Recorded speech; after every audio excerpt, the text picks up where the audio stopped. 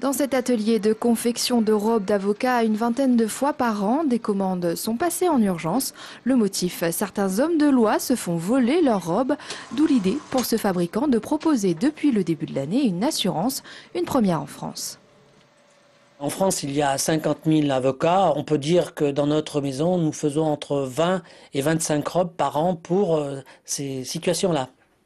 Alors, pour les avocats, c'est très important parce que souvent, la première robe, ils sont très attachés parce que c'est avec la première robe qu'ils ont prêté serment et c'est tout un symbole pour l'avocat dans sa profession. Dans ce vestiaire du nouveau palais de justice, on affirme que les disparitions de robes sont beaucoup moins nombreuses qu'avant, grâce notamment à un système de cadenas. Et pour ses utilisateurs, on ne peut pas vraiment parler de vol. L'ordre des avocats, pour permettre aux avocats qui viennent de l'extérieur et qui n'ont pas de robe, en met quelques-unes à disposition. Bon, il arrive que celles-ci ne soient pas reposées à leur place en temps voulu. Mais j'ai jamais entendu parler de vol au sens stricto sensu. C'est plutôt de la négligence et un abandon. Voilà, je dirais ça plutôt. Seuls les professionnels ont le droit de porter la robe noire. Le port illégal est puni par la loi par une peine de 6 mois de prison et de 7 500 € d'amende.